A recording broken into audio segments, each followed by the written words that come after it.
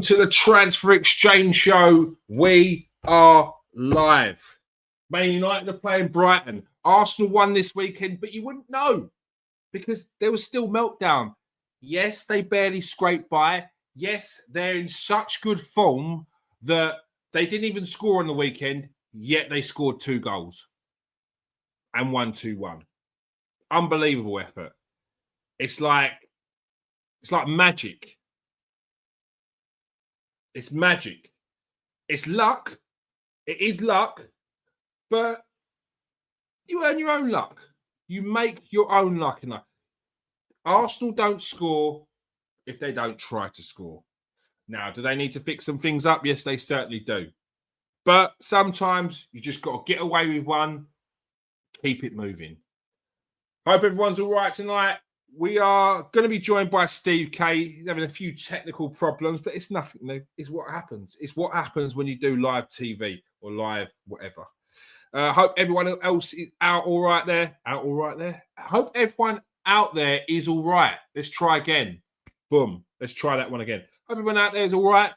Get your cup of tea ready. Get your drink ready. Get your beverage ready.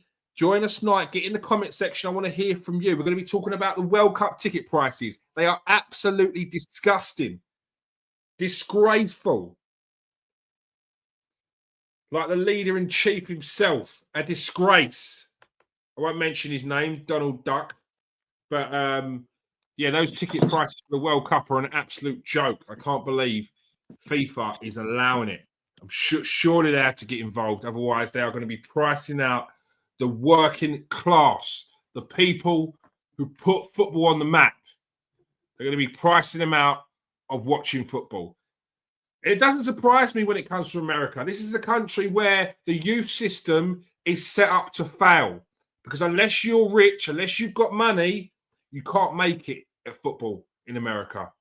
So it doesn't surprise me that they're only allowing the richest people in society to go and watch those games. Well, I think it will fall flat on their face because after round 2 of matches, when they're seeing low attendances, poor atmosphere, they're going to start drafting in people off the street. $10 a ticket. Watch. Happens all the time. Greed does not work when it comes to football. You cannot have 60,000, 70,000 seater stadiums filled with people who are paying upwards of £300, £400 for a ticket. It doesn't work because they're not the people that bring the atmosphere. They're not. Yes, the rich people love football. Not everyone. The majority of a lot of the people that will be going to those games will be people that want to be seen in the right places. The kind of people you see at NBA games. But NBA games, NBA courts, they're not 70,000 seater stadiums. So they've got the wrong idea. So we're going to be getting onto that. We're going to be talking about Arsenal, of course, to start off with them. Manchester City. Are Manchester City even in top form yet? Are they even in 5th gear? I don't think so. Erling Haaland maybe, which is scary. Foden moving towards that. Our Man City, the same Man City that hunted Arsenal down previously like a pack of wolves. I don't think so. But it's still a very dangerous City. It still has Pep Guardiola. It still has a very, very strong team. We're going to be talking about that, of course. I'm joined by Steve K. Evening, mate. How you doing? You all right? Oh, there he is. Here he is. He can hear me. We can hear him. It's good to hear. It's good to hear. I'm sure you'll have a few little snippets of transfer news maybe at the end. Maybe not yet. Maybe not yet. Maybe. There's not a lot going on at all. You probably those that go online may see that there's not a lot happening. At the moment it's very quiet. Calm before the storm. Calm before the storm. Whether it'll step up, once we get in a week or so or 2 weeks. It's like people got to remember it was an abnormally, busy summer for clubs. Because the club so don't people shouldn't be thinking, who we're going to buy. I think it's going to be one of them windows where if there's an injury or someone's desperate, then but we'll see. transfers there, windows are there to surprise us. So, you know, we'll see that what happens. Yeah. Of course. Well, we'll be discussing that maybe even as well. Whether it's going to be a quiet window, but we will be talking about a little bit about transfers. Obviously, there's a few snippets around. Obviously, Liverpool situation with Mo Salah, and he actually playing the other day as well. So we can have a little discussion about that. First and foremost, if this was Mastermind, Steve would be picking Arsenal. Maybe not Arsenal 2025, but it would definitely be picking Arsenal. So we're going to be starting on that topic today. Steve, Arsenal got a win the other day. Terrible performance.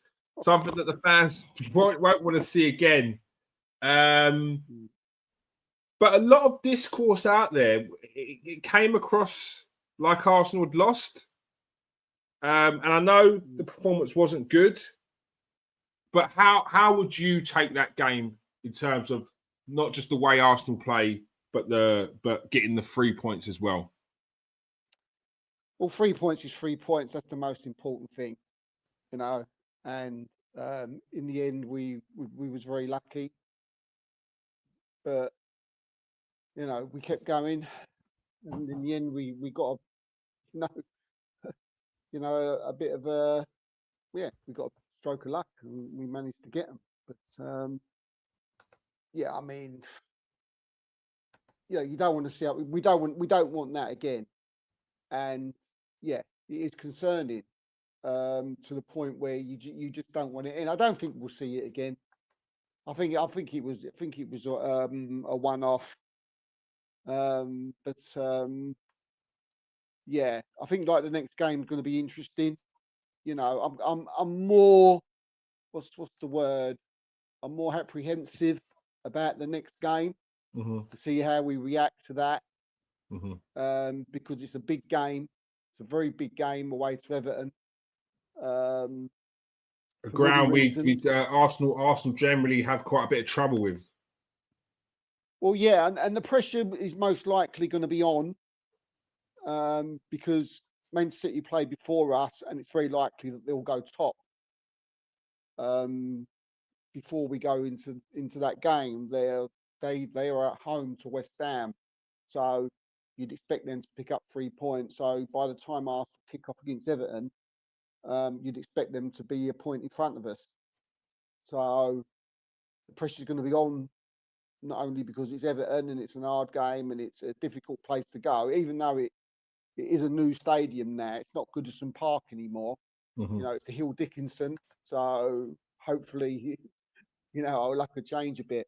But just, going back to the game, mate, it was probably the worst I've seen Arsenal play possibly in 3 years. Just off the top of my head, it was terrible. I mean, I don't know what went wrong. I mean, Arteta seemed to me pretty calm, considering how bad it was. So whether we give him a rollicking afterwards, I'm sure he did.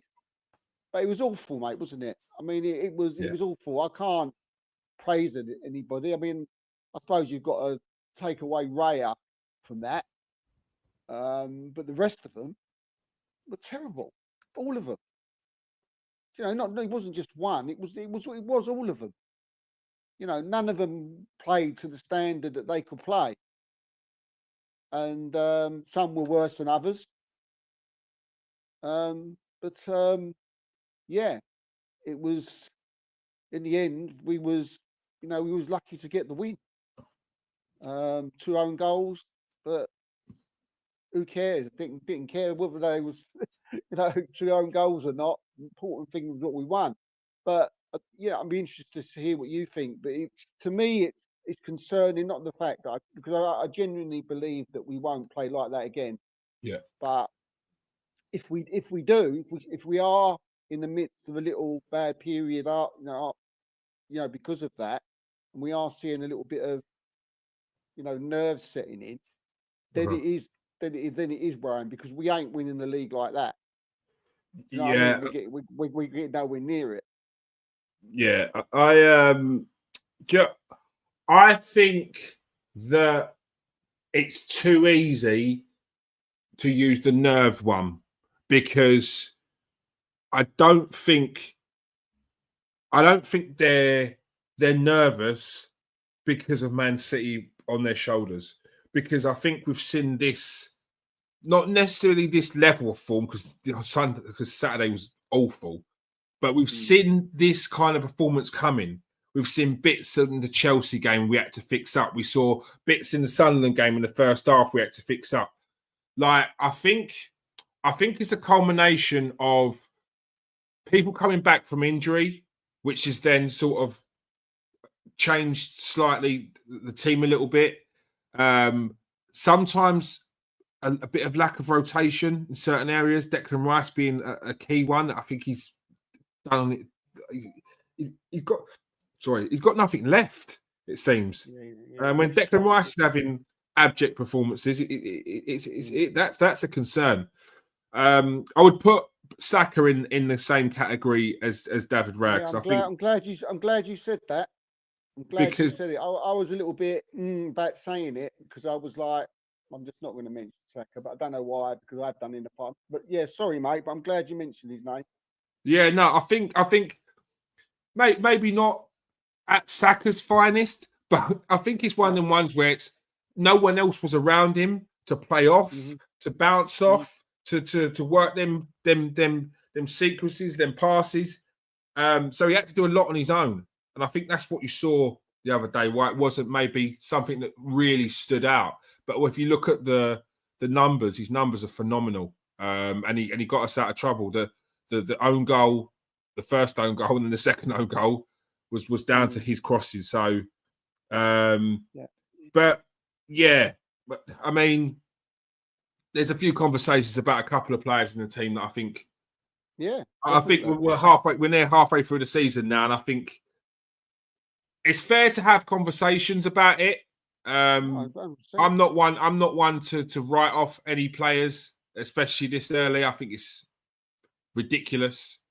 And I think the people who are offended by you even discussing these players or criticizing these players, I think you just need to take a step back and be a bit more honest with yourself. Because I think some people are being treated with kids' gloves when in previous years you've seen from day one players getting a hammering. And even if it wasn't an absolute hammering in day one, it's the huffing and puffing and no patience and implying that they're not good enough to be in this club or not good enough to play in these positions. And I think we've seen a few performances recently from a few players, which they need. I want to see more from them. Big players, because I know they've got it. Call them out, mate. Call them out. One of them. I think the important thing is there when you said about like kid gloves and calling them out. It's great. It's always have your opinion on your player. Have an opinion. Yeah. Accept that opinion. Accept that opinion from that person, but then listen to other opinions and then don't because 9 times out of 10, I think with the players that we mentioned, I think one's Gorokes and one's Eze, isn't it? Yeah, so that's them. That's them. And I think you've got to give them time to be able to have this conversation. I think it's silly where people week 2, week 3, week 4, week 5, week 6 are already having these conversations. Like, give them time to breathe, give them time to settle in, see what they do across a cross section of games, and then have your judgment. And I'd say halfway through the season is a fair amount of time to say what you like, what you don't like, what you want to see more of.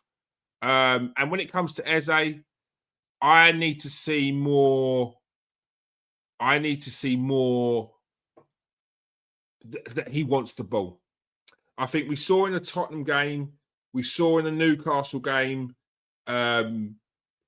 Eze, especially in the Tottenham game, Eze is best. But even in the Tottenham game, before the first goal, it was like the Eze that I'm seeing on a regular basis. After we scored that first goal, though, even though he got the opportunity to set up Declan Rice, after we got that first goal, I said, his chest came out, his head was up, he wanted the ball more. And if you look at the stats, it proves it. 2 tackles, 2 interceptions, 2 fouled 3 times, dribble like 4 successful dribbles. He got a hat trick in that game. He had like 5 shots on target, 7 shots on goal. That is a player that has got the bit between his teeth. He's hungry for the ball. He's so confident. He wants the ball. He wants to take the ball off you. Yeah, and we've seen that in other games. But there's a lot of games I've seen it in where the game's just passing him by. And that's not good enough because you're better than that. Yeah. So, and I thought the other day against Wolves, in a game where the game before, there was a lot of talk about how Odegaard shouldn't be playing with Eze, or Eze played well in that 10 and he should play.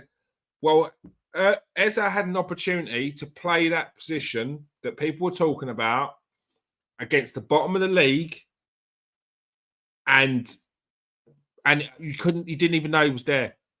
He got hooked again early, and that's poor. That's poor by his standards. Now, Victor Gyökeres I do feel for him because just before his injury, we saw a very encouraging Victor Gyökeres. I don't think it was Burnley that he had maybe Burnley that he had a really good half. But there was a couple of games where he really looked good. The Newcastle game, he looked really good. His work rate was phenomenal. And it's those games where he deserves a goal. And then we saw in Europe where he got a couple of scruffy goals, and people were laughing at his goals outside of our fan base, of course. And I was like, this is the kind of goals that I want. This is what I want. Like, we can get nice goals from Gabby Jesus and Havertz. I need someone who's going to score scruffy goals, tap-ins, in and around the area, can sniff out a goal from a mile away like a shark. Do you know what I mean? But then I see Declan Rice last week cross that ball in. Was it against Aston Villa? And Gyökeres was nowhere near it. First game back after a month out. Okay, cool. Maybe he's just not sharp. Maybe he's not sharp. But we saw the same cross from Saka. And not only did we see the same cross from Saka, we saw the build-up from it as well. It was like, I can't remember who it was. I think it was Trossard to Saka. Saka crosses it in. And it was like, for a striker, that you've got to be there. You've got to be there.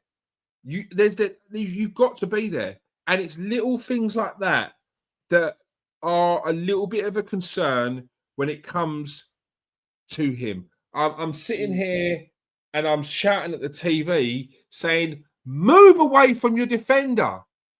Why is it that the ball's moving around the pitch and he's just sitting on the shoulder of the biggest guy on the pitch?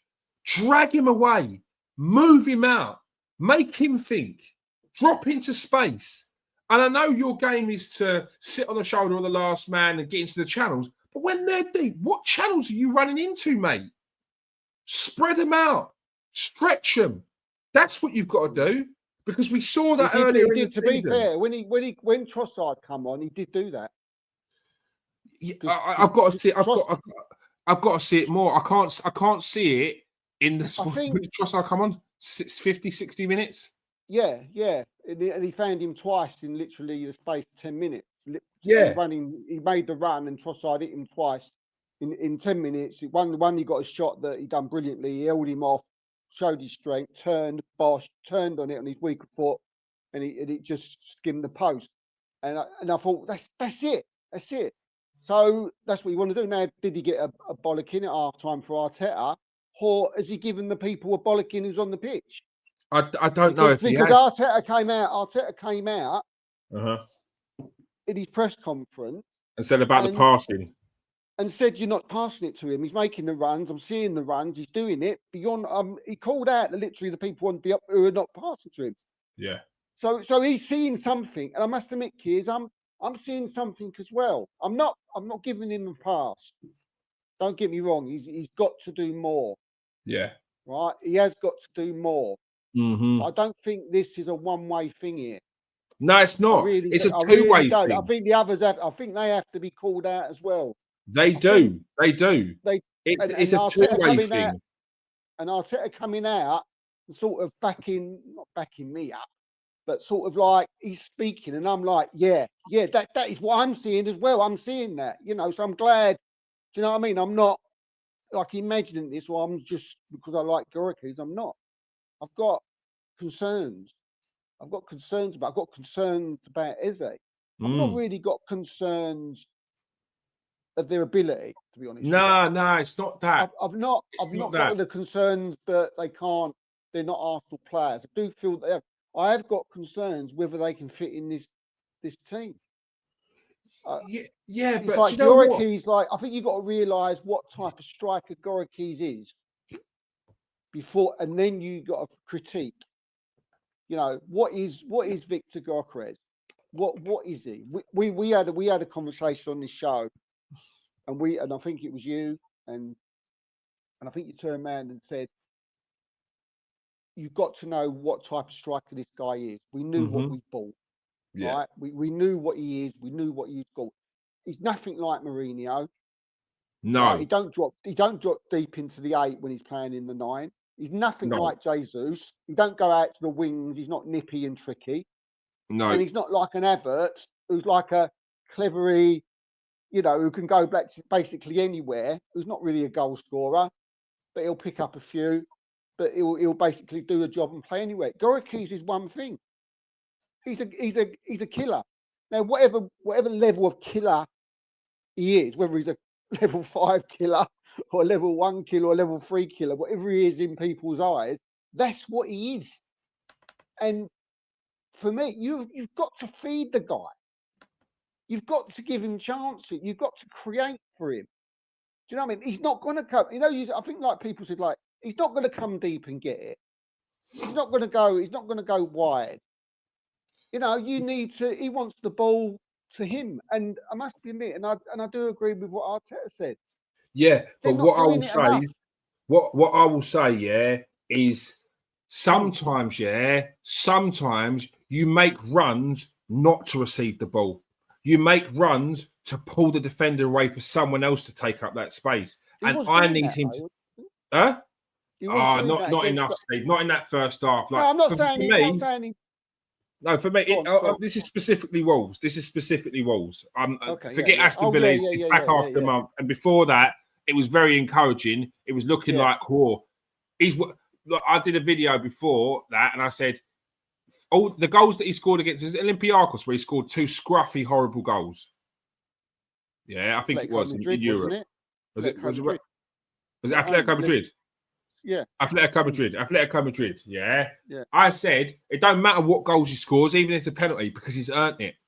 He earns the goals that he scores because of his work rate, because of what he does for the team outside of just bagging it in the net. Yeah. Mm-hmm. But that against Wolves the other day, it was too flat in that first half. Far too flat. It reminded me of Eze. It was like Eze. It was like. And back onto Eze, sometimes I don't know what he's waiting to do. Do you know what he is, before you go on, mate, just before you go on, just with Eze, I'm only going to say one thing. I'm not going to speak for it. For me, Eze is someone who don't go and get the ball. He's not. That's what I want from him. People have got to understand, Eze's not Odegaard. Odegaard will come deep. He will come it. He'll go everywhere. He'll go all over the place to get the ball. That's not Eze again. They're not the same. So if people are expecting Eze to come in when Odegaard's not playing, or he's with him to do the same as what Odegaard is, you're not going to get that. No, I don't want him to come deep to get the ball. That's not what I want. I want him more forward. I want him around the edge of the box. You're not showing, but he's not. Saying, isn't it? And I see him. Do you know what? It's soul destroying, because I see him standing there. And I'm like, why are you standing there, mate? Move up. Move for the ball. Demand the ball. Demand it. I want to see, like, do you know what it feels like sometimes? It feels like he's playing like he doesn't belong. And it's only when he does something that he feels, actually, I do belong here. It feels like he's waiting for someone to give him the ball. And if they don't, it's like, okay, it's all right. I'll just be here, though. No. Yeah, I get what you mean. Like you've Do got get what you mean. Eza has got an attitude. Eza's got that attitude. He hasn't quite got Madueke attitude, which I love. Yeah, because Madueke is the kind of person, it doesn't matter what anyone says, it doesn't matter what happens in the game, he will want that ball still because he rates himself. Eza's got that. It's in there. He's got that. We see it at Crystal Palace. We see it against Tottenham, where he's laughing after he scores a goal. He's got that in him. He rates himself. Show it on the pitch more. Show it on the pitch. Show your personality on the pitch. I'm not getting enough Eza personality. And that when he's in on the pitch, if there's no personality from Eza, you're just a body, mate. You're just someone who's going to pass that ball around. And that could be anyone. That could be anyone. It don't need to be you. And I'd rather it Odegaard if you're not going to do anything with it. Like, I need more from Eza. Gyökeres, be interesting to see it's what a little less because he has come back from an injury. And look, I don't think necessarily. I think the team suited him, and I think he needed to adapt a little bit. I think he needed to have a little bit more movement, pull people about a bit, make him guess. Because if you're just going to stand on the shoulder of that big lump who's already sitting in deep, you ain't going to get no change from him. And sometimes I do think that Gyökeres is concentrating focusing too much on the hustle and bustle, on the grabbing older people. Have you got a concern, though, kids? Have you got a concern that, again, this ain't taking anything away from Gyökeres as a player or anything? Yeah. It could be Haaland up there. Do you know what I mean? Yeah. It's not. So we're not. I'm just talking about the type of player he is. If there's any, I haven't got concerns of him as a player. To be honest, I quite like him. I think he'll come. He'll score goals, but he's not going to get 30 goals a season. Nah, not in England. Not in this league. Yeah, I'm sort of going to talk about something that I hadn't planned to for a minute there. But we often said on this show, and we had many guests on here, 3 or 4 guests. We kept going on about Arsenal, how they need a number 9, and I was all the time. I was a little bit against it. I was saying, Arsenal don't need a number 9. We're not that. Yeah, we need a number 9. We're not the fan base. Number 9. We need a number 9. We're number 9. It got to a point where I was like, okay, maybe we do, maybe we don't. But there was always that little bit of trepidation in the back of my head. Do we need a 9? Do we need a 9? Something was telling me that we didn't. And that's my concern at the minute buying Gyökeres and him as a person, him as a player. Because I'm sitting here now, and look, as you said, we're early in. Do you know what I mean? We've still got, waiting to see what happens. But I don't know if we fit. Our style of play fits the number 9, and I've said that for years, and I've tried to explain to people about how we scored 90 goals. And how our player down the middle needs to do this and do that. And now we've got Gyökeres down the front now, and we're saying that Saka's not really finding him, or Martinelli's not finding him, and we're talking about a lot of things that may be wrong and not happening. Whether it's the players not being able to, play with him, or Gyökeres not being able to help as like an Havertz, or he's not that type of player. It's all looking a bit messy to me. So that just takes me back to my point where over the years I've said I'm not sure we need number 9, and I'm not sure we're set up for it. Because when we bought Gyökeres, I was certain we was going to change our playing style somewhat. Yeah, somewhat. Just like Manchester City did with Haaland. He came in. They changed their playing style completely. It was a totally different City, right? With Haaland, than it is with Sergio Aguero. Yeah. So Pep changed it. We haven't changed it at all. And we've just said earlier in the show, Gyökeres is totally different from Jesus, Havertz, Mourinho, Trossard. He's nothing like them. So you've got 4 players that Arsenal are used to playing with, who could do the intricate stuff, who we've played with for years, who scored 90 goals. And now you're asked, we've bought this guy, who's a killer number 9, who can't do nothing that they can do. But he can do things that they can't do. But when he plays, you've got to change your playing style a bit. You know, you've got to help each other. Does that? No, you definitely do. Is that? Do you get what I'm saying? You know, especially with the City. Do you know what I mean? Sort of like. No, look, even without the City, look, you definitely said it makes earlier. sense, doesn't it? You said It makes sense. You said it earlier. You said does it work both ways? And it definitely does. It definitely does. I think Thierry Henry was has told a story about when he was at Arsenal and he kept on complaining the fact that Freddie Ljungberg didn't pass to him or certain players couldn't find him in the ball. And Arsene Wenger said, "Are you making it easier for them to find you? Because Freddie can do things that Robert can do, and Robert can do things that Freddie can't do, and Bergkamp can probably do it all, but he can't do things that Freddie can't do. So you've got to make sure that you're making moves with the right player in mind that they can find you. And I think that's what they've got to happen. They've got to be working together. Prime example we saw earlier in the season, Gyökeres running through Ødegaard, and they keep on people using that video now, but it was from early in the season, like 2 games in.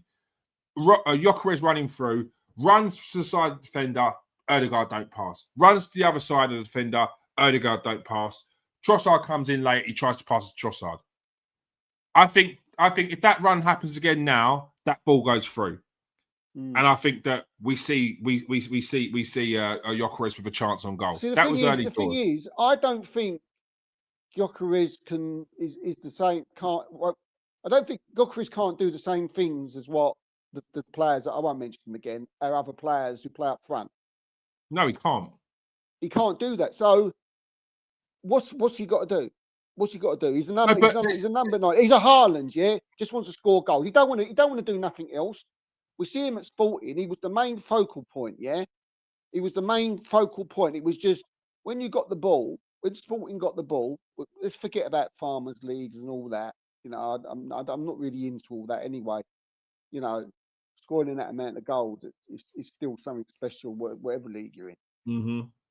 But it was the main focal point. It was like when you get the ball with the wingers or the players in the midfield, their first thought was, "Where's Gyökeres? Give him the blood. Give him the ball. Give him the ball," because he was the guy. Yeah, he was the main. He's the main guy. It's like Man City. Even now, I guarantee you, Doku, Foden, Savinho's first thought is, "Where's Haaland?" He's their first thought. He's always the furthest up the pitch. Yeah, he's always in front of everyone else. And whenever they're wide play, when Arsenal get it, when Ødegaard gets it, or Saka gets it, or Martinelli gets it, for me, what I see, and I agree with you that he should be making more runs, but for me, Gyökeres ain't their first thought.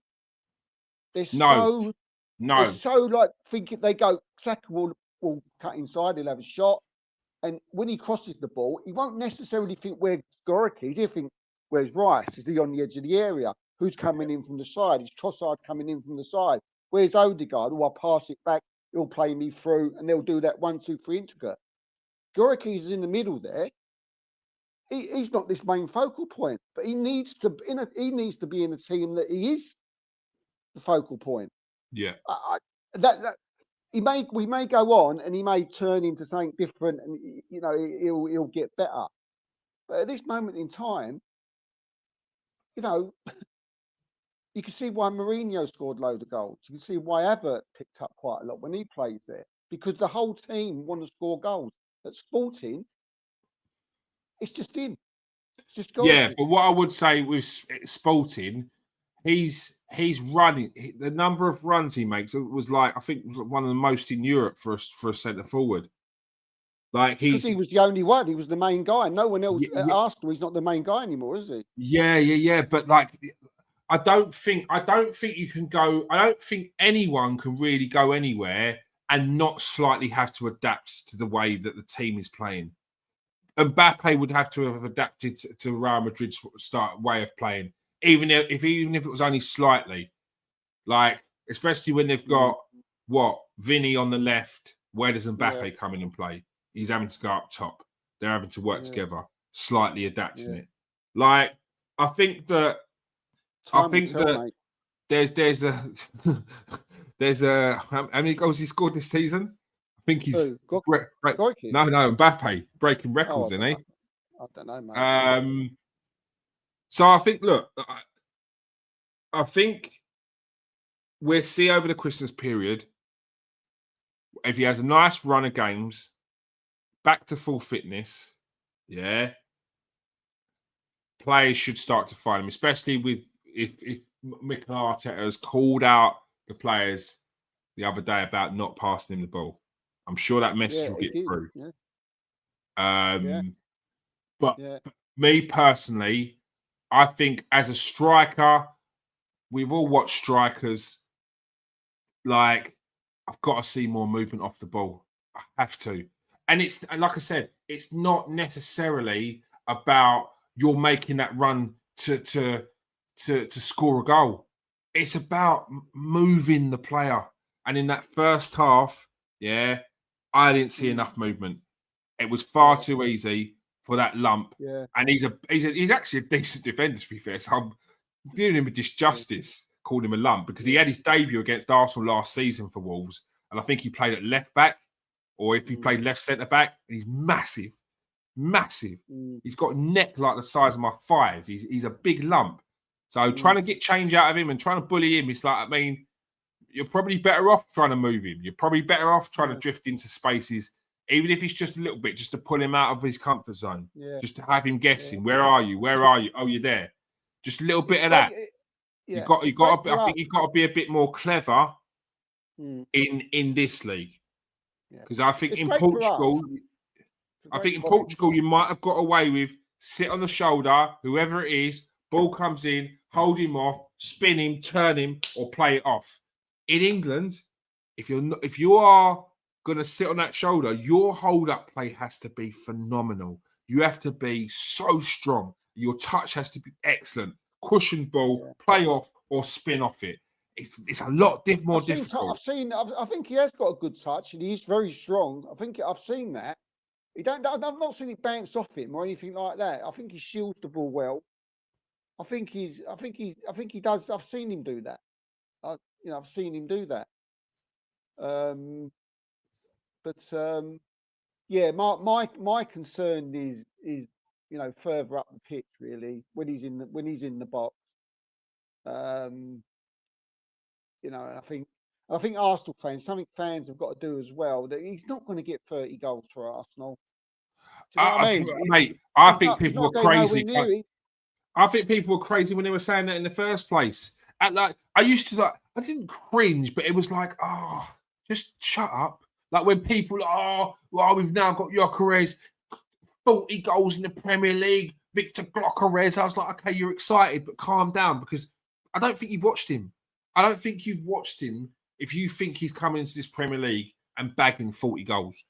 That translation is not going to be happening. It's just not. You know what, Kears? We've spoken about with like Haaland, yeah? And we've said, if he doesn't score, they're basically done. If he's out, that's it. Yeah. Yeah. They're done. Yeah. Silver's not there. Gundogan's no more. Do you know what I mean? He's had it. So they'll have to rely on Foden and Foden, Rain. yeah, and he's not getting 15, 20 a season on his Jack Jones. Do you know what I mean? No, it was a false nine anymore. That's not. And he hasn't got De Bruyne right behind him. Yeah. Do you know what I mean? So this is my concern. So Man City play a certain way and they've adapted to Haaland, and luckily for City, Haaland's a beast and he just is a goal scoring machine. But other than the Haaland and Foden picking up a few here and there, City haven't got goal scorers all over the pitch. That's it. That is it. So if Gyökeres was banging in like Haaland, then people will be moaning about Saka. Oh, he ain't done a lot. He ain't scored. Or Martinelli's only got 2 this season. Or Odegaard. There'd be a thing to moan about.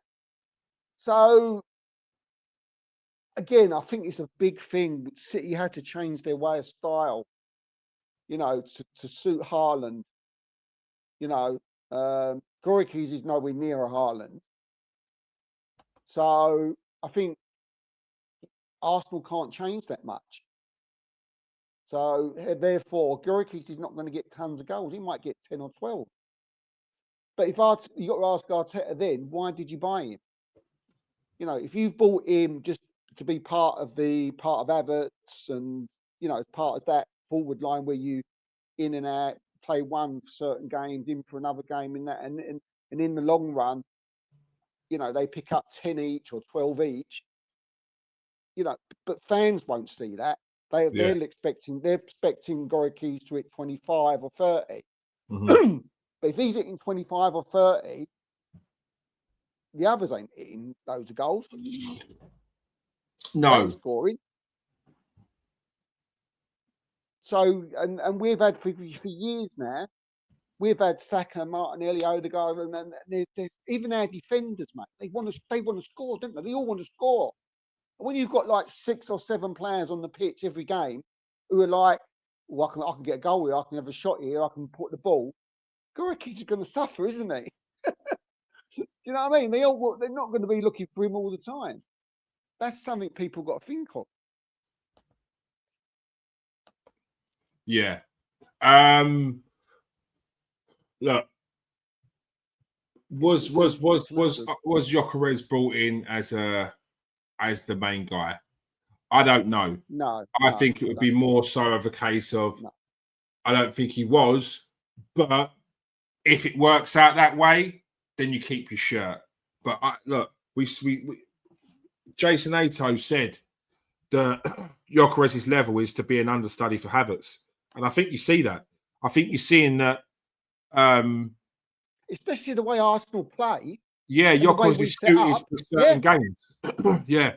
And I think you're seeing that now. So people that are getting upset and hearing that Havertz may come in and be the main man again, you're going to have to get over that. Gyökeres is not going to be the main man until he is the main man, which means that he's come in, he's scored goals, done well for the team, and he's kept his position. That's what that would as be. an Arsenal fan, as an Arsenal fan, I'd be happy for that. If they can mix and twist and in and out, and they can pick up, you know, between 30 goals between the two of them, for instance. Mm-hmm. Yeah. As an Arsenal keep their same shape and the way they play and the way we've always played, because that's just the way we do things. And you're not going to, Arsenal ain't changing their way of playing now. They're not. Right? They're too regimented into what they do. Yeah. So if anything, Gorikis has got to play Arsenal's, you know, way of playing. He's got to adapt to it more. Whether he can or not, we've seen occasions where we think, he had a good game, did well today. Whether he can more consistently as time goes on, remains to be seen. We know Havertz can do it. We know Mourinho can do it. We know Trossard can do it. But what you're doing, you're asking a killer who just knows nothing but scoring goals, and that's all he wants to do it. Which is over time, that's very awkward unless you're elite, like a Kane or something. Do you know what I mean? So yeah, I don't think people should. We want to see better. But Arsenal fans don't expect too much. Don't expect loads of goals. Do you know what I mean? Look at his performances rather than how many goals he scored and what he does to contribute to the team. Yeah, that's what I'll be doing. And I think we can. And I have to say that Wolves the other day wasn't good enough. That's my final line on that. Is it wasn't good enough the other day. Eze wasn't good enough. Martinelli wasn't good enough. There was too many performances on the pitch which led to us struggling against bottom of the league. Now, Wolves themselves, fair play to Wolves, because I thought they were very, very good. And I think that Wolves will take this, and it seems to happen a lot with Arsenal. You do well against Arsenal, it might kickstart your season. And I'm not blowing my own trumpet here, or our trumpet, but I think that Wolves will get a win soon. I think if they set up like they did against Arsenal, play tight, and then try and bring on the big man at 60 minutes or something, they will get some points. Now they will get relegated. This team's going down. They got spanked by Man United the week before, so they're not going to come to Arsenal. And I've seen. That's what he said. I've seen. That's what he said. Is it not Page? Jones, Rob Jones. What's his Edwards. name? Rob Edwards. That's what he said. Yeah. He said we set up tight against 2-1 Man United. We set up tight against Man United at first. We found that we had a few openings. We went for it in the second half, and we got caught. He said Villa similar, kept it really tight, played really well, and we should have got something more out of that. Could have got a victory away from home against Villa. So they're building up to start getting points now, and I think over the busy Christmas period, they could snatch some points off a few teams. So don't be surprised if you're one of the first teams to get beaten by Wolves. Hopefully it's Tottenham. Yeah, that would be funny. Hopefully. But look. What's happening to them lately is listening. Yeah, to we can get onto them in a bit. We do a little roundup. But what I will say is, look, Saturday was a horrible one. Yeah, we got away with it though. But we got away with it. We got away with it. It's lucky we got away with it. I don't look. It's by hook or by crook. We got the job done. We got the 3 points. We move on. If you're sitting on that and dwelling on it or using it as ammunition against the manager, it's pointless. It's pointless. You're just making yourself angry, getting over emotional for something that it's just done now. It's done. What are you going to do? Just say it wasn't good enough? Yeah, we all know it wasn't good enough. If we play like this all season, we ain't going to win. We're not expected to play like this all season. I don't expect to play. It's the worst I've seen Arsenal play in ages. So I don't expect that level. That's not the standard. I know you said that Mikel Arteta was calm. I saw a different Mikel Arteta more after calmer the game. than what I would expect him to be. Yeah. I think it was definitely the calm before the storm because when we scored the goal after the first bit of limbs, he was fuming. Like he was kicking bottles, and that weren't a kicking bottle out of celebration. I think he thought it was hoping it was acting like it was one of the footballers, couple of the footballers' heads.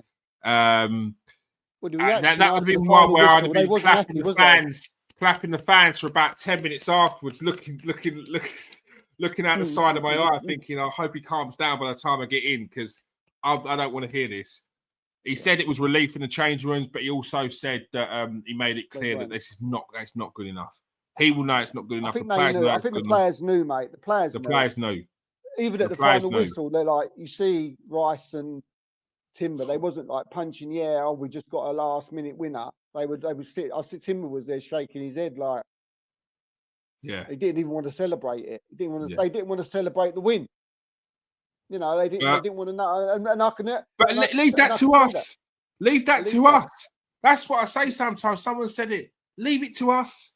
Leave the overanalyzing. I know we do this, but the overanalyzing, the digging out 4 days after. Look, you get it off your chest a couple of days. Yeah. It don't need to go on any longer than that. Leave that to the manager. We are the ones that are happy that we got the win and got away with it. They're in the training ground doing extra laps because they didn't listen to instructions. And anyone out there that's trying to say that Mikel Arteta was telling them to get in deep, you read it wrong, mate. It was completely opposite. He's telling them to get forward. He knows full well if we sit deep, then we invite the pressure on. He knows that. He knows that. He said the poor defensive decisions. Those poor defensive decisions are sit in deep. I think it was Mika Mourinho that got the dirty stink eye from Arteta because he was telling the players to step back. So Mika Mourinho has probably got an earful when he got in. So, but like I said, Arsenal got away with it. They were lucky. Enough. It happens to everyone. Man United. Shout out to Terry Fleurs who called this one out because he's talking about the hypocrisy of some of the fans in his own fan base that are talking about Arsenal. Yeah, Man United, the worst. Currently, officially, the worst Premier League team, in history is Derby County, and I personally think that Derby County team is worse than this Wolves team. That Derby County team had what's his name, Kenny. Who's the old Rangers striker? Kenny Miller. They had Kenny Miller up top. I think he scored about 4 goals. Championship level striker. Their team was awful. It was dog. They got 15 points, I think it was. I think we should. I think one just want to quickly want to call it because I want to call him out. I just want to say take one player out of. We just slaughtered nearly all of them. But I thought two players. I thought again were good, and that was Ikapié again. Yeah, he got pelters. He got pelters. Yeah. Yeah, I think rival fans because they're blaming him for the goal because he kept him on side. But no, mate, I tell you who's blamed. I tell you who's to blame for the goal. And I've watched it, and I've watched it a few times. Blaming the goal. There was about 3 or 4 players to blame the goal. One was Mr. Can't Do No Wrong, Saka.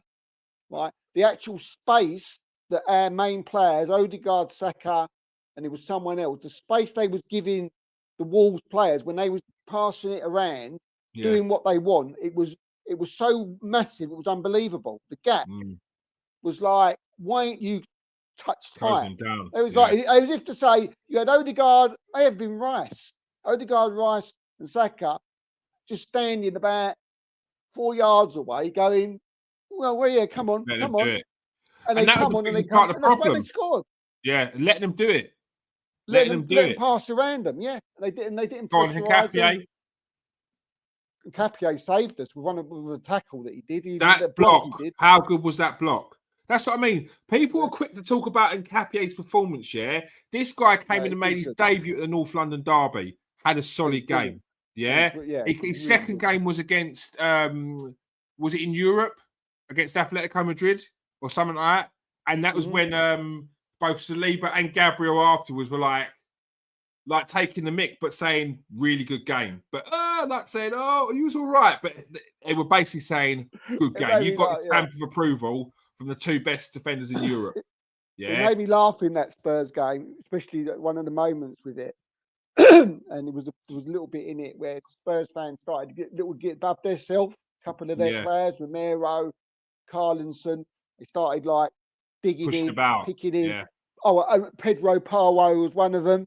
Yeah. Right, and they was pushing the player, and I think it was 5 minutes later. It sort of another scuffle, right? And they was in it again. The Spurs players probably trying to get a little bit into Arsenal because they were playing so well and they were crap.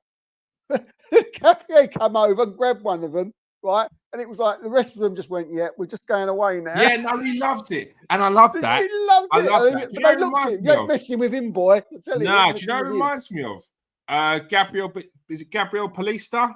The one who was a bit nuts. He was a bit nuts. Yeah. Like he was good, but he was too rash. He was too hot-headed. Like it was too easy to wind him up, and he was going to get a red. I think he got about 3 or 4 reds in the short space of time. This was a lunatic, man. But he was in the James Lehmann category, weren't he? Yeah, he was nuts. I mean, Lehmann's was another nutter. It didn't take much at all for it to flick a switch on him. And Capier seems like a more chilled version of that. Like he can hold in his emotions a little bit more.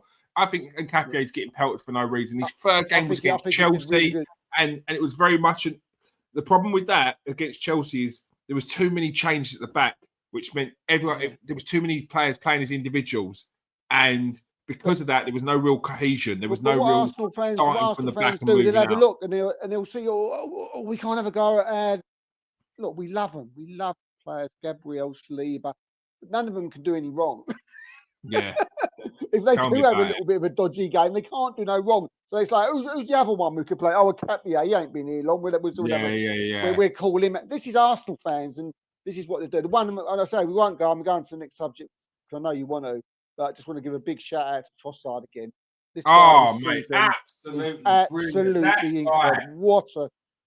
He's best player this season. So for me, he's been our best player, and he's been our best forward. When he fits, he starts. Whenever he's fit, he starts. I think he's been our best forward, and fair play for shouting that out because I think he's been phenomenal. Like he coming against Aston Villa for about 10 minutes, changed the game. Come off, the game changed again. Like we need him back. Come on against Wolves, change the game. We need him back. We need Trossard back. So look, we spent an hour on that nearly. So apologies for anyone else who came in to listen to anything else apart from Arsenal. I apologise. Manchester City pile under pressure, Steve. They made light work of City, Crystal Palace. Crystal Palace had opportunities to score but they're struggling after Europe. But what I would say is, for anyone out, first of all, people that are trying to claim that Arsenal fans were saying the league was over in September, you know yourself you're lying.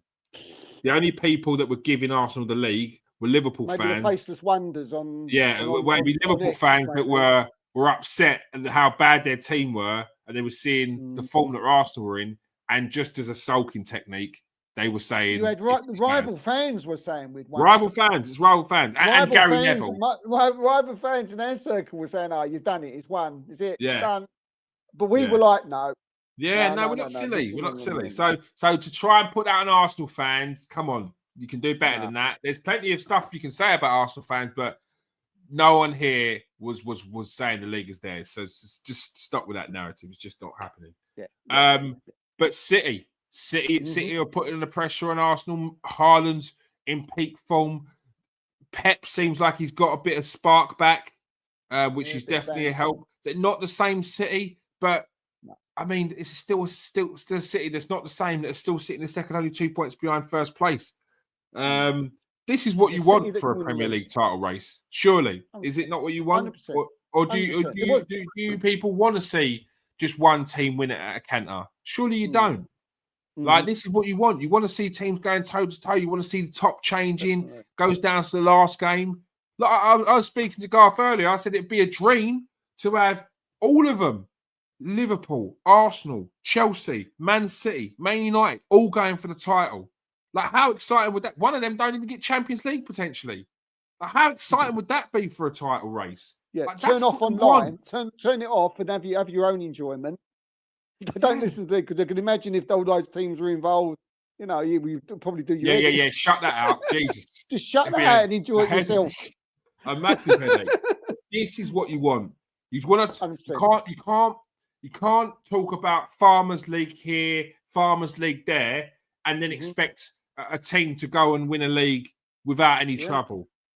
Take the lead and then win every game. Yeah. Like Manchester United, Man City have skewed what an actual title race is, because you seem to think that title race is what Liverpool did last season, or what Man City have done a few seasons when they've done it. Don't work like that. Even when City have won it recently, they've had to go toe to toe with Arsenal a couple of times. So the first time they won it, they on the last day of the season. The iconic Aguero. So I'm sorry, if Arsenal want to win the league, it's probably going to be like that. It's probably going to go down to the last game. They're probably not going to be top at some point. They're probably going to get it back. It's nerve-wracking. You just got this. This is what you want. This is why the Premier League's the best league in the world, because there's not just one team going for it. There's plenty of teams that have the opportunity. There's a race now. There's a race, isn't there? It's a race. Last season, you asked me many times, and times for me. Yeah, you said no from early doors as well. There's no race. I'm not seeing any race. City are down there. We're like, I looked at Arsenal. We was like, we're never sort of like we're in. I think it was 8 points at this point now. We're battling it. Huh? I think it was 8 points at this point now, and I think maybe we had a game in hand or something, and and it was two stop start. Too many injuries. But now Liverpool and Arsenal, Man City now have got a few new signings. Do you know what I mean? They're starting to get their mojo back again, and now I can say this is a title. There is a race, because each week there's like it's Arsenal City again. City are going to go top more than likely, unless West Ham do us a favour. But even if they do, then it's down to Arsenal to go and do the job on 8 o'clock on the Saturday evening. Do you know what I mean? This is a race. This is what it's all about. But with City, look, we're now. City have got a team that can win the league. Yeah, they have. They've got a squad. They've got a team that can win the league. They keep but I do say they do have to keep. I think more things have got to go City's way than Arsenal. at this time. You know, if City keep Haaland fit, do you know what I mean? And Foden carries on the way he's playing, and they can stay free of injuries, then do you know what I mean? Arsenal got a job to do. Do you know what I mean? They got to keep. If they win, we've got to win. Do you know what I mean? And that's after 14 games, whatever it is. But yeah, at the moment it's interesting. You know, we've got a race on, and it's what we want. We didn't have one last year. We've got one this year. Well, Haaland has never had a season where he hasn't had an injury or been ill. So the guy to Manchester and kicking. It's yet so far. He's been out. He's yet to have an injury this season. He's yet to have an injury this season. It's coming. So it's coming. Yeah, and we've got players to come just back. Just a bit of flu. Yeah, do. I don't want nothing. Knock bad. him off his perch for a couple of games. Put him out of sync. Yeah, don't wish him ill. Yeah, I don't wish him bad. I do not wish want injury on a player. Be out for months. Don't want him out. I do not wish injury on a bad injury. I'm not. No. You know, we watch football a long while. We don't. You don't want that. We don't roll. We don't roll that way here. We just want him to get the shit. A month of flu or something. You know, 3 weeks where you know he's tucked up in bed. He's got his lemon. Yeah. He needs to get. And then he's got to have a couple of weeks training to get back. Recovering. That's all. 100%. No injury, just illness. That's all we're asking for. Just a bit rough. Just feeling a bit off. Under the weather.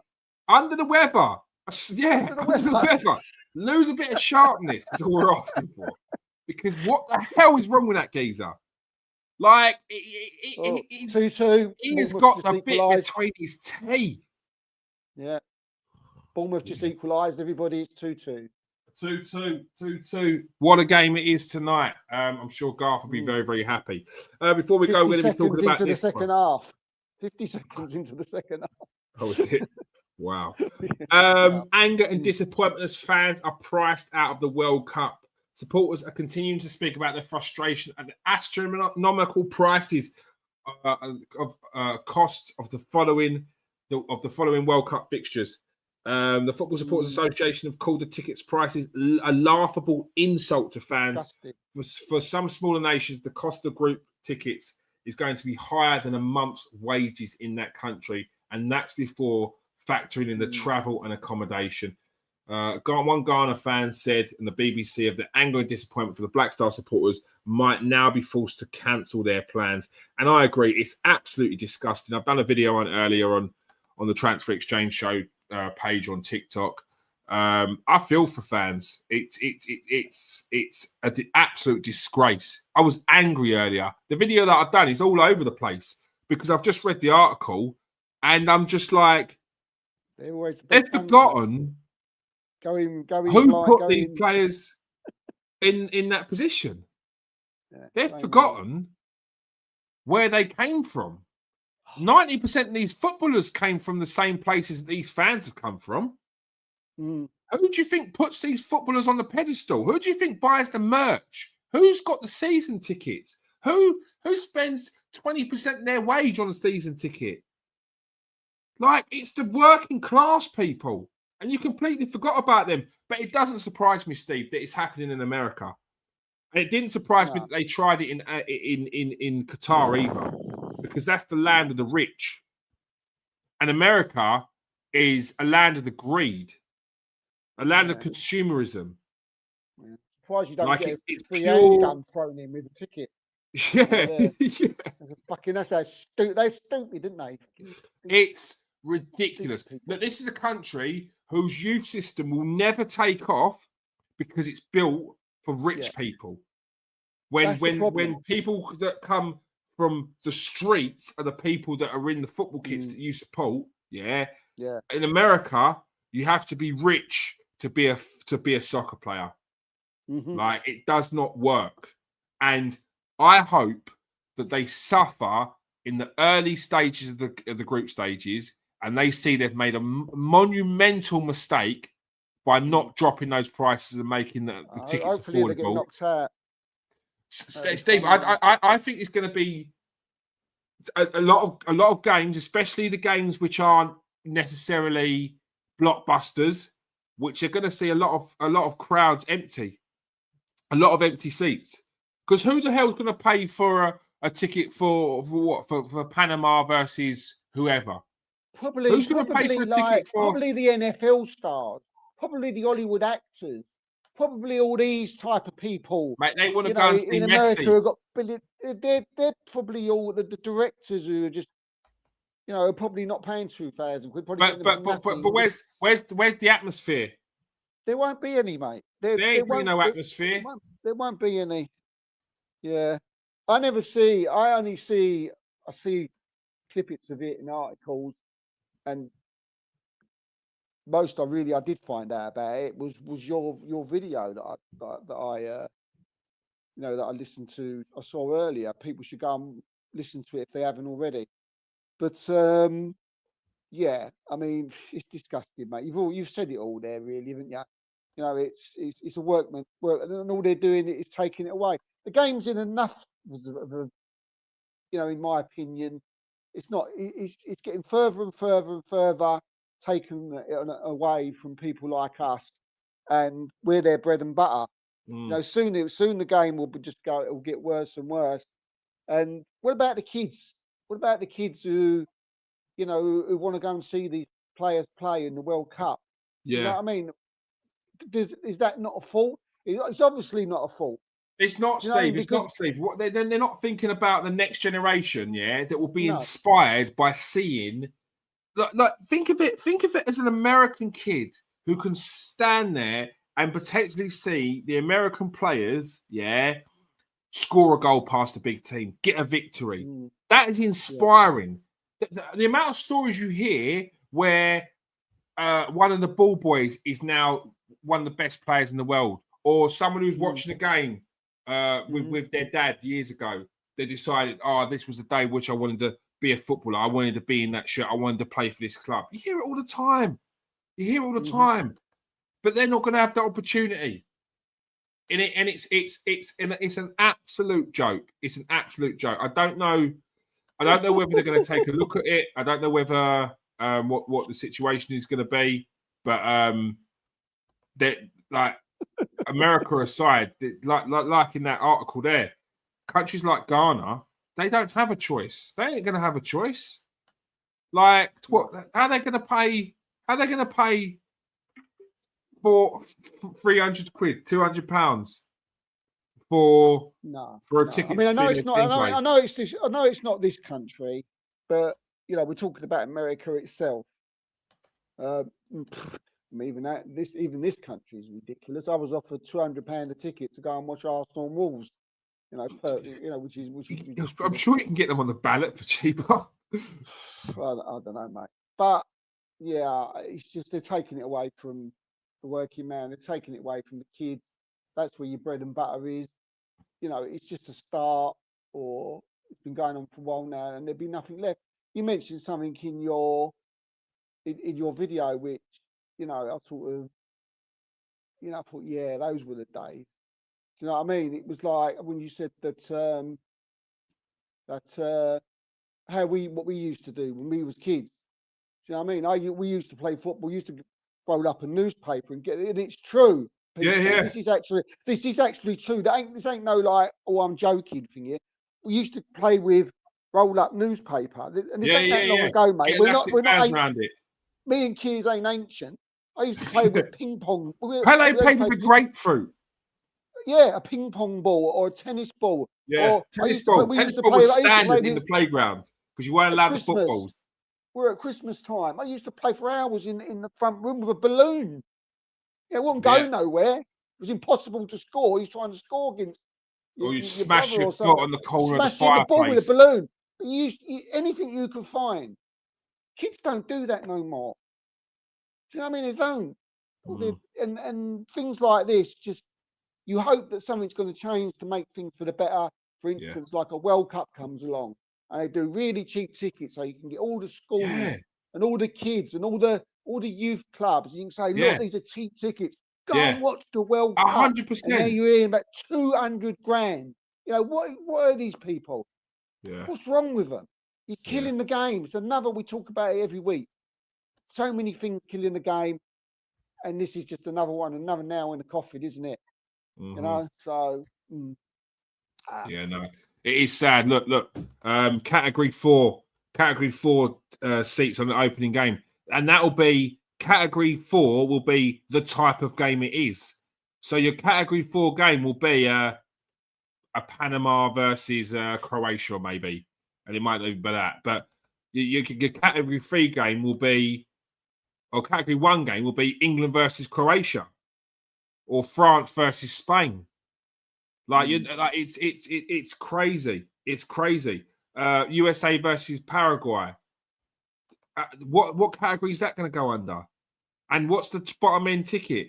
It's absolutely disgusting. And I hope they suffer for it. Like I said, filling out Madison Square Garden with a load of rich people that want to be seen to be in the right place is different to filling out a 70,000 seater stadium and adding the same atmosphere as you would for a normal game. So it's going to be interesting to see how that works out for people, because I hope it doesn't work out well, and I hope they do like what Steve said there, and they have to bite the bullet and say, okay, we're going to give these tickets away for free or for cheap to all locals, to schools, and get kids in there, because what's the point in having a World Cup in different locations if kids aren't going to be in there? If it's not a load of kids and a load of people that don't get to see their favourite players on a regular basis, if they don't get to see them in a World Cup when it's in their country once every 20, 30 years. So yeah, I'm completely disgusted by it. I think I think the opening ceremony pretty much epitomised what it's about. And a third world country and a Gucci belt just sums it up, really. So yeah. All right, enough of the moaning there. Let's have a little conversation about transfers and whether there are going to be transfers before we go tonight. I did see a story up, Steve. Arsenal player Tomiyasu. He's in talks with Ajax. He looks like he could be on his way on a free transfer. Yeah, look, this one looks sort of more or less done and dusted, mate. But it's Ajax have come along and they've given him a chance, and and obviously because of his injuries and stuff, I think he's probably had a result there, and well done to Ajax for probably giving him the opportunity, because he's an excellent player, Tomiyasu, when he's fit. He did a good job for us. He never let Arsenal down when he was fit.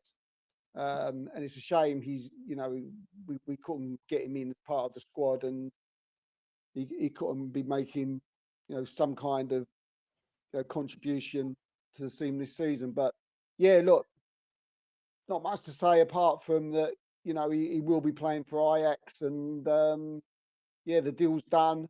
So all we can do is really wish him well. And he did have the option of going back to Japan. There was a few clubs in Japan. I did an article on that, but obviously he's decided that he still feels that he's got something to offer in Europe, and that's totally understandable. So let's hope he gets fit, he stays injury free, and we can see Tomiyasu back to something like his old self again. Yeah. I mean, I think there's not an Arsenal fan out there that doesn't have love for Tomiyasu. What a player he was while he was here. Barely put a foot wrong. Played in multiple different positions. And it was just a sad way for him to go. Just multiple injuries, season upon season. Pretty much missed at least, felt like 2 seasons overall. And yeah, look, good luck to him. Let's hope that he can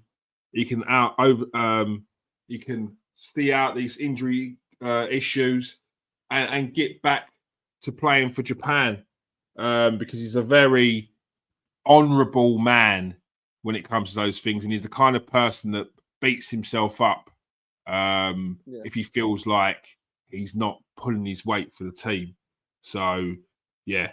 Yeah, good luck to He him. would have many Arsenal fans keeping an eye on him and his performances while he's at Ajax.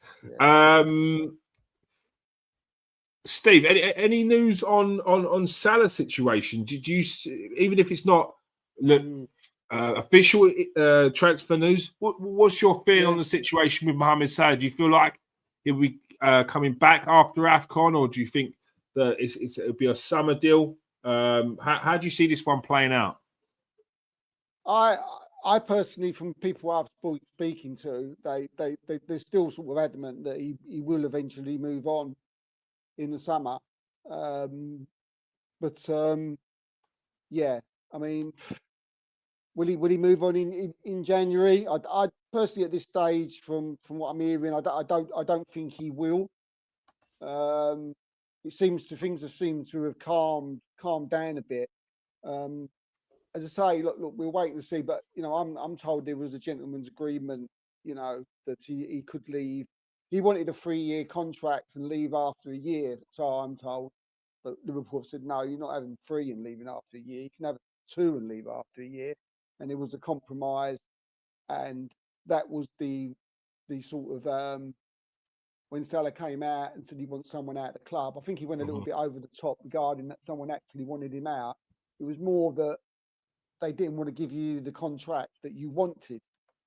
And I make them right. 3 years is a bit too much for me, because then you've got to leave after a year, and then they've got to pay him off and all this stuff. So, yeah, I totally get that. You know what I mean? Not giving him that long a contract. So, but I don't think Salah was too pleased about it. But no, he seems to have died down a little bit. He played. He come on a substitute. He looked happy. He looked a little bit more cheerful when he come on the other day, and he put himself about a bit, actually. Do you know what I mean? So whether he felt himself that he wasn't doing enough, but he certainly, in my eyes, he did a bit when he came on, and the Liverpool fans seem to be cheering him and cheering his name. So, which I wasn't too sure whether they would or not, especially after sort of the sort of, like, it seemed that most of the Liverpool fans were against him, after the outburst. But I think Steven Gerrard was very, very good in that.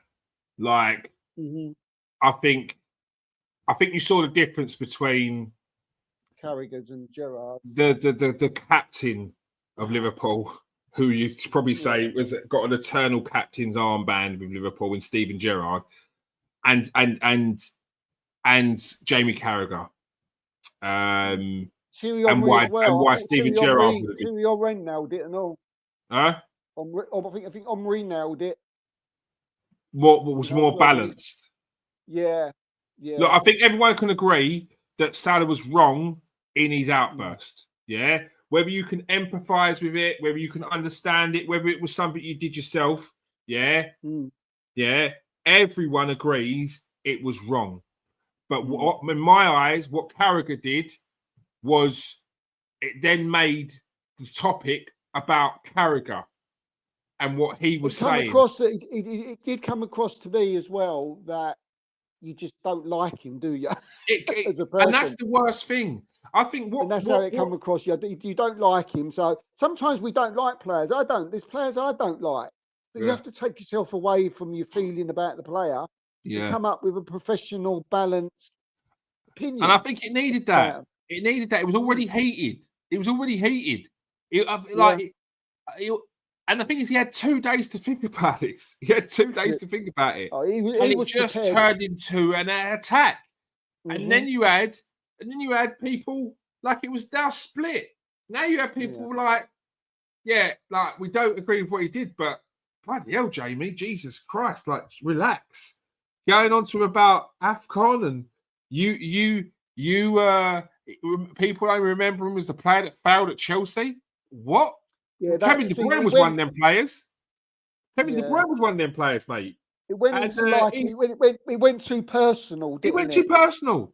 Like, you got I wasn't happy. Do you know what I mean? Behind the scenes, do you know what I mean? No, not on podcasts. When I've written articles about it in the last few weeks as well when it happened. I've had my it's balanced on here. Mm. Yeah, look, behind the scene, I might be going, do you know Yeah, what I mean? yeah. I might be talking in a different tone of voice. Yeah. But when you do have to give it the time and a place for it. Do you know what I mean? Yeah. And Yeah, is no, that 100%, because time? they've got a responsibility to not stoke the It wasn't. fires. It gets rough out Yeah, there. it It look, does, especially mate. It does. football's a passionate sport, and everyone knows that. And when you're in a position like someone like Jamie Carragher is, you've got to be aware that your words have consequences. 100%. And he didn't think about that, and I thought it was. Mm, I thought it was. He went too far, and like I said, yeah. the conversation switched from could have been focused on. I understand what you're Mm. saying with Salah, and you empathise. Yeah. However, he was wrong, and that could have been. Do you know what? Universally, everyone goes. Do you know what? Do you know Jamie what it Carragher's right was? there. Do He you was know what it wrong. was? I've just thought of the right. I think the word that it was a character assassination. Yeah, it was. It was. Right now, there was times, as I said, behind the scenes, talking to people that I might have been a bit angrier than more than if I did when I come up, sat down and had a balanced look at it. But I look at my own thing. When I play football's a passionate game. You've already said Mm, it. Right, it is. It's very passionate. I was totally different on the football pitch than I was off it. yeah. Well, people might say maybe you wasn't, but I am genuinely. Genuinely, when it comes to like talking about the game Yeah. and playing the game, I'm one thing. When I'm behind and I'm totally different. Yeah. So people see me on me rut and go crazy. That's not me. True life. Just want to say, but it's like you said, mate. It's a passionate game, and Carragher went into a character assassination, and you can't do that live on Yeah. air. You can't. Yeah. Takes away from the initial issue, and Yeah. it focuses on You different can't. things. Now, people would have come out of that talking about it's a character assassination rather than, oh, you actually nailed it with the points that you was making. And yeah, it's unprofessional. And no matter how you're feeling, there's ways of doing it, and that was wrong. And Steven Yeah. Gerrard summed it up perfectly. And I like the fact that he brought in the fact that he had a situation which was quite similar, and he spoke out about Brendan Rodgers, and maybe he Yeah. shouldn't have done. Yeah. So Omri said the same, didn't he? He said I had problem with Pep Guardiola and Arsene Wenger. He said, Yeah. but I never came out to the press yeah, and went crazy about it. I went behind the scenes. He said, but we all agree that part was wrong, yeah. don't we? But But he they're probably the didn't things sort that we with the hear player about as well. personally. They're probably the things that we hear about. We heard about Omri wasn't happy and he wanted certain players brought in, or he wanted assurances that the team was going to be upgraded, and it wasn't. The same with Robin Van Persie. He come out with his letter, done a letter before he left, and in that letter didn't even mention he was leaving, but we knew he was going. Because when you come out with a letter like that, it basically says that, oh, this ain't happening, oh, I don't know what I need to do. I love this club. That's goodbye. That's goodbye. People do it. People do it. It happens. So you asked me the question, Kears, about what's your feelings on it? What? The Salah? Just on him staying or going, or yeah, I think Liverpool need to, like, whatever they did the other day, see that through, get him back. Like, I think it was important that he played the other day before he left for AFCON, because when you're away from the team, you're having conversations with your mates, having a bit more personal conversations, having a conversation with your agent, and you're a bit isolated from the team. Decisions could be made which later down the line many people may regret. And one thing I will say as well, I think Slot handled it quite well, mate. In the end. Yeah, look, he had a lot of people piping in and chiming in and having their 2 pence worth to say how things should be done. About it. And he did. He got the balance. He said straight away he's not playing in Italy. He came back on the other day, and I think it helped that Salah got an assist and nearly scored as well. And the fact that it was an assist as well, I think that helps as opposed to being a goal, funnily enough. And I said in the video, someone like Salah doesn't deserve to be leaving through the back door. No. He needs to come down, final game of the season, He's crying. He's got his kids in his arms. He's walking around the stadium, walking around the pitch, saying goodbye to Liverpool fans. We get to say goodbye because we're football fans. Put tribalism aside. He's a Premier League legend. So to see him just shuffled out in January to go and play in Saudi will be a terrible ending to someone who deserves a lot better than that. And to be fair, if I'm honest, he deserves to be able to have an outburst. How many has he had? 4. Jamie Carragher says he don't speak, which tells me he ain't had an outburst. He said about his contract, he wanted the contract. His agent probably said, leaned on him to say a few words. He's not had an outburst. It's been good as gold, mate. When you get players of his level, of his ilk, it's very rare you get one that don't say nothing, that keeps it stum. Like, he's been an absolute soldier for your team, and he's had one outburst. Yeah. We get From a over fan's it. point of view, just if you go in January, you might as well go, mate. Go now. You can go. Yeah, but when it comes from an Arsenal point of view, go and join Barcelona.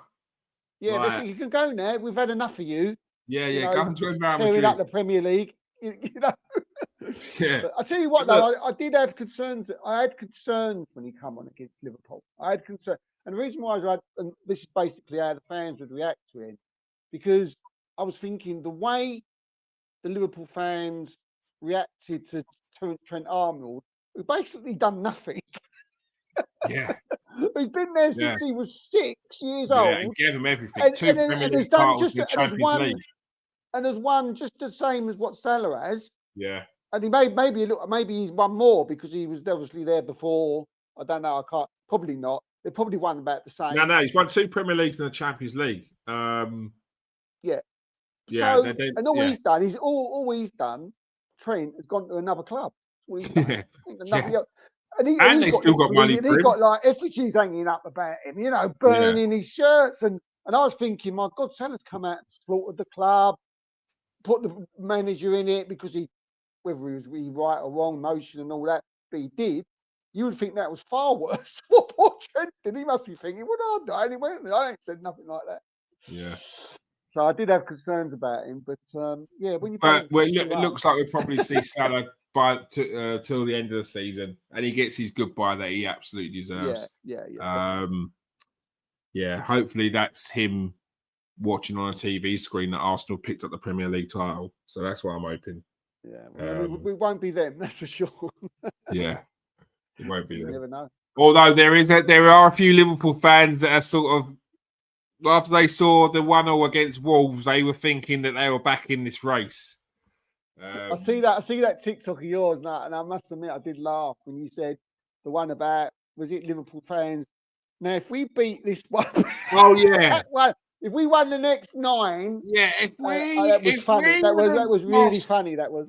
If we wouldn't have lost to so and so, would have lost to so and so, we're all going to swap the points we dropped, because I'll definitely take the losses and then the game that Man City were able to get points on us with. So it doesn't work like that, man. Don't work like that. Yeah. Just before we go, I'd like to just quickly about Tottenham. They're at it again. Sack the manager, sack Frank. Let's get rid of him. He needs 2 windows. They've got to calm down. Vicario's not his goal. You are. Vicario is not his goalkeeper, and look what's happening. He needs his team in there. He needs a little bit more spark up forward players. Why sack everybody? I said it before. Yeah, I look at Tottenham's team. Yeah, and I done a video on it. I look at Tottenham's team. Yeah, and tell me who their best 11, who they are better than, starting from 1 to down the table. And one of them players gets in Pochettino. Mate, Steve, they're about 10th in the league. Not one of them. Not one. They're about 10th in the league. They've got Solanke up front, Odebear on the right wing, who on the left. Their backup's Brennan Johnson. Like, they are a mid-table team with a couple of defenders that are decent. That's it. That's it. Some Tottenham fan, I heard some Tottenham fan. And the reason why they're a mid-table team is because they celebrated, not getting the Champions League, and they're not able to invest in players. I said it in the video before. Do you think that clubs, that fans or players will look at your club, see that you celebrated not getting the Champions League, so your rivals potentially didn't win the league? See how your manager got sacked the day before a cup final. Yeah. See how all these things happen, and they think they want to join you. Your team came 17th in the league. Don't matter if you won the Europa League, To players from the outside, they look at your league position. They look at your league consistency first before they look at a cup competition. Yeah. Players will join your team because you've got Champions League, but as soon as you get out of the Champions League, they'll be gone. They will be gone, mate. So Tottenham's an afterthought, mate. It's an afterthought. I couldn't get into there. I'll go Tottenham. Yeah, I had Tottenham fans absolutely rip me apart during the summer. I was literally getting DMs. I was getting messages under articles and all that. This is why the Eze thing was going on. Oh, look, what type of journalist is he? He's still got his Eze pinned. His Eze article pinned on his page. I had it there for weeks, right? While it was going on, while this thing is, he says he's a Tottenham. I was told it's not going Tottenham. Yeah. I had Fabrizio wrote, why you got it pinned? This bloke's got it pinned, right? If I knew he wasn't going to Arsenal, do you think I'd have it pinned for 2 weeks? Yeah. He was never going your club. Yeah. I don't care who says what. I don't care what. Fabrizio's, he was never. I've got a big contact. Right, he told me, someone close to Eze, he was never going to Tottenham. That's why that article was pinned while you was wetting your pants. You think thought he was going there? He was never going your club, never going. And look what happened now. I had a very good day that day he signed for Arsenal because I had a lot of DMs to do that day. It was very unprofessional of me that day, but I did check with the boss. Needs must. Needs must. And sometimes people need to be told about themselves. They do. They do. And they was told. They in words that we will not repeat live on the show. Mainly in emoji. Yeah, look. They you can see where Frank was going with the players that he wanted to bring in. Eza, Morgan Gibbs White, Kudus, I think he's overrated. I think we've all spoken about Kudus before. You've got a family members who are big West Ham fans. By the time Kudus left, they wanted rid of him. What does that tell you? Talent aside, what does that tell you? He's a pain in the arse and he ain't consistent. He doesn't put enough GA up. That's a big problem when you're paying 50, 60 mil. So look, they've got a lot they need to sort out. And I would say that someone who has been in Frank's position, who has brought in players who are slightly under the radar, who are a bit more technical or a bit different to what Tottenham normally buy, give him some transfer windows, and I think you'll see an upturn. Right now, you've got people making mistakes all over the place. You've got people you dare compare to Gabriel and Saliba making individual errors and then completely ignoring it. You've got players like Jed Spence who turn up on podcasts with his glasses on, bring me your best wing up. Mate, you've been bang average this season. Bang average. Keep your head down, knuckle down and play your football. Leave the podcast to podcasters, mate. Because those things don't disappear. Players will see that. Even if they not watch the podcast, they will see that. You've got a target on your back. Bring me your best winger. Sit down and shut up and play your game. You was at flipping Middlesbrough and then on loan to Nottingham Forest 4 seasons ago. And you had a good game against Arsenal and it put you in the window. That's what you need to focus on. That where you was when you played Arsenal. Be consistent with that. All right? And that's why you got into the England team. But that's that club, it's too many things go to their heads. There's a mentality issue with that club. and it rings through to the foundations, mate.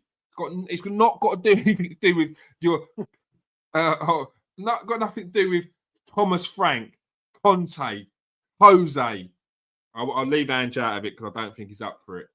Nuno, all those players, all those managers have done well with their teams in the Premier League. Yeah. They go to Tottenham and there's a problem. Yeah. All right. Yeah. That is all we have time for tonight. Thank you for joining us tonight, Steve. Yeah, cheers, mate. Thank you. And make sure you go and follow Kieran AFC on TikTok. If you're on TikTok, if you're watching, if you're on TikTok as well, go and follow the Transfer Exchange Show. Plenty of content up there at the moment. We're trying to hit 10K. We're moving slowly towards it, bit by bit. Every now and again, I throw a little bit of boxing content on there just because I like boxing as well. And there's a couple of big fights coming up. Not really the AJ versus Jake Paul, just because I want to see Jake Paul get his head knocked in. Yeah, is that right? He's an idiot. And hopefully Moses Hatuma versus Lawrence Okoli, where we'll have to see the fights in January and December before we see those. So if you like football, you like sports, you like Arsenal, go and follow us on TikTok as well. Make sure you go and follow Steve on Twitter. Just type in Steve K. It will come up. There's going to be transfer news coming up soon. He's already delivering transfer news. Manchester United have made it 4-3 after being 3-2 down 10 seconds ago. What a game this is. What a game. Garth chose the right game to miss the pod for. Make sure you go and follow them. Make sure you go and follow Steve on Twitter. He will be fined accordingly.